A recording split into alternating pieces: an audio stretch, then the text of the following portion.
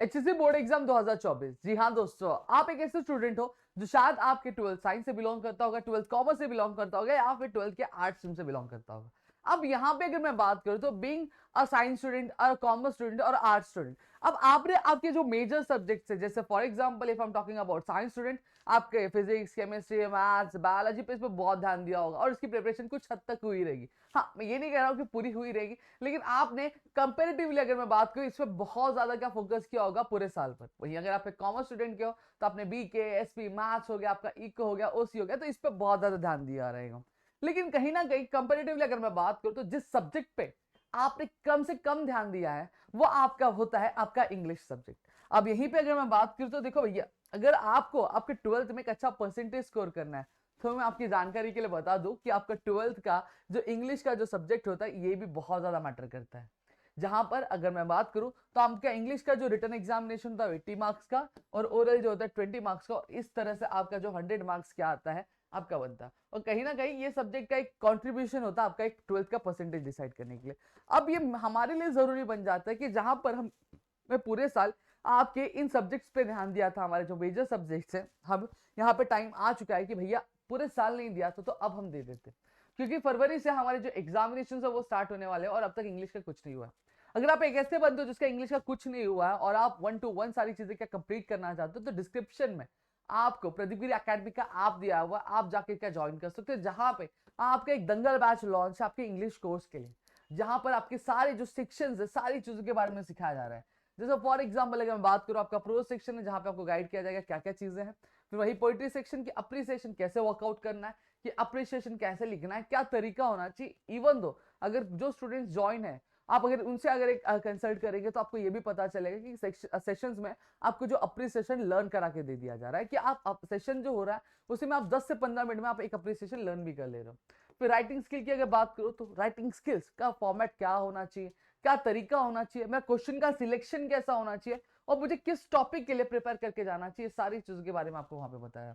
फिर वही section 4 literary के बारे में क्या बात की जा रही है, तो आप फटाफट से जाके ज्वाइन कर सकते हैं। अगर आप एक स्टूडेंट हो जिसे लाइव सेशन लेना है हमारे साथ, आप लाइव सेशन भी ज्वाइन कर सकते हो, और साथ ही साथ अगर मैं बात करूं रिकॉर्ड चाहते हो तो रिकॉर्ड भी क्या आप ज्वाइन कर सकते हो। और प्राइस कोई भारी भरकम प्राइस नहीं है भैया, एक आपके पिज्जा के भी दाम से कम की प्राइस है, आप जाके ज्वाइन कर सकते हो।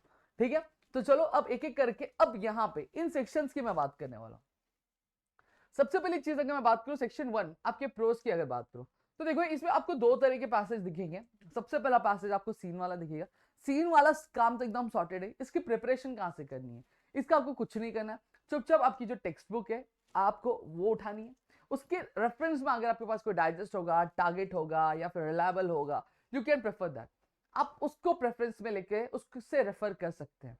जहां पे जनरली क्या किया जाता है, जैसे इवन तो मैंने जैसे टारगेट में देखा है कि आपके पैसेज दे दिया जाता है और पैसेज में से रिलेटेड जो भी क्वेश्चन होते हैं वो आपको मिल जाते हैं, तो आप उनकी मदद से क्या कर सकते हो, सॉल्व कर सकते हो। प्लस इससे रिलेटेड जो 3 पैसेज होंगे उसके ब्रेनस्टॉर्मिंग होंगे। फिर उसके बाद अगर मैं बात करूँ अलग अलग जो एक्टिविटीज होती है उन सभी को सॉल्व कर लो, जो टेक्स्ट बुक के पीछे दी रहती है या फिर चैप्टर स्टार्ट होने के पहले दी रहती है, आप ये पूरे कर लो, आपके मार्क्स फिक्स हो जाएंगे। फिर वही सेक्शन 2 पोइट्री वाला सेक्शन। अब ये पोइट्री वाला सेक्शन पहले हुआ करता था कि जहां पे आपको एक सीन पोएम आता था और एक अनसीन पोएम आता है, लेकिन वो प्रथा बंद हो चुकी है। अब टोटली सीन पोएम आता है, मतलब आपके टेक्स्ट बुक में जो पोएम है वही आपको करनी है। जहां पे इस पोइट्री सेक्शन में आपको अप्रिसिएशन भी आता है, इंक्लूड होता है, और फिगर ऑफ स्पीच भी आता है। अब फिगर ऑफ स्पीच कहाँ से करना है, कैसे करना है, ये सारी चीजें मैं आपको अगर आप सेशन जो वीडियो यूट्यूब पे भी हम लाने की कोशिश करेंगे, नहीं तो हम ऑलरेडी हमारे जो कोर्सेज है उसमें हम गाइड ही कर रहे हैं। ठीक है, अगर आप भी चाहते हो तो ज्वाइन कर सकते हो।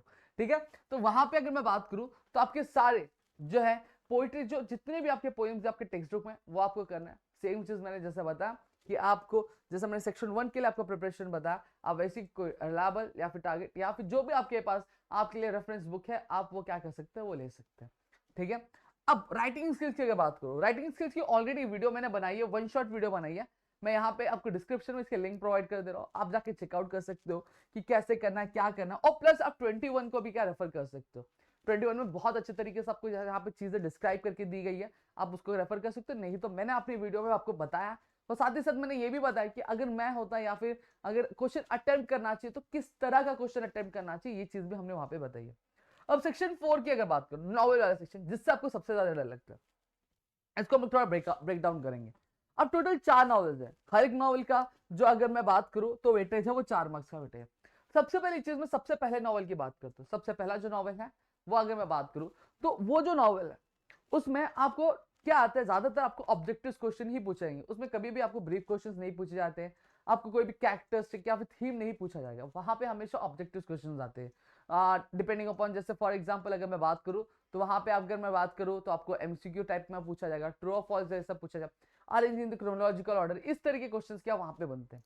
फिर वहीं दूसरे नॉवल की अगर मैं बात करूं, तीसरे और चौथे की नॉवल की बात करूं, तो इन नॉवेल्स में आपको ब्रीफ क्वेश्चंस आते हैं जहां पे आपको स्टोरी के बारे में पूछा जाएगा, स्टोरी के अंदर के जो कैरेक्टर्स है उसके बारे में पूछा जाएगा, ठीक है, जो स्टोरी की आउटलाइन है उसके बारे में पूछा जाएगा। अब आपको क्या लगता है वो सारी चीजें, ये सारी चीजें आपको बाकी के 3 नॉवल में पूछी जाती है। अब इसकी प्रिपरेशन कहाँ से करें, तो सबसे पहली चीज अगर मैं बात करूं तो आप इसकी प्रिपरेशन जो है आपके जो 21 है, 21 में जो क्वेश्चंस लिस्ट आउट है आप वो फॉलो कर सकते हो।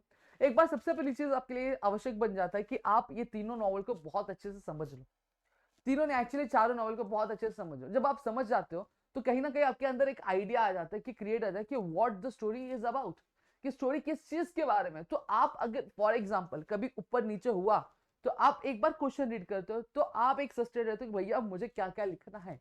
अब स्टिल प्रॉब्लम है, दिक्कत है, कोई दिक्कत नहीं भाई, प्रदीप गिरी अकेडमी है, गिरी ट्यूटोरियल्स है, हम आपको गाइड करेंगे। यूट्यूब पे हम सेशंस आपके लिए लेकर आ रहे हैं जहां पे एक एक करके अभी आपकी ग्रामर की सीरीज चालू है, नॉवल की सीरीज भी हम चालू करेंगे जहां पे हम कोशिश करेंगे कि आपको जो आंसर्स है वो हम आपके लाइव सेशंस में ही आपको लर्न करा दें। और ये चीज बोलने वाली बात नहीं, हमारे इजी ट्रिक, हमारे जो तरीके सिर्फ आपके physics, chemistry, maths, bio, commerce की अगर मैं बात करूं और साथ ही साथ इंग्लिश की बात करूं तो ये फेमस है। और आप वही चमचम वाली बैच हो जो हमसे 10th स्टैंडर्ड में पढ़ा है और आपने बाकी हम तो गिरी ट्यूटोरियल्स और प्रोड्यूसर का जलवा देखा ही है, तो इसमें हमें कुछ कहने वाली बात ही नहीं। तो मिलेंगे हमारी अगली वीडियो में, और अभी मन में कुछ डाउट है तो कमेंट सेक्शन में कमेंट कर दो, अपने दोस्तों से शेयर करो ताकि हमारे अंदर एक मोटिवेशन आए और हम आपके लिए और कई सारे वीडियोस के लेकर आ सके दोस्तों। तो मिलेंगे हमारी अगली वीडियो में, तो तब तक के लिए घर पे रहो सुरक्षित, अपना ध्यान जरूर रखना दोस्तों। जय हिंद दोस्तों।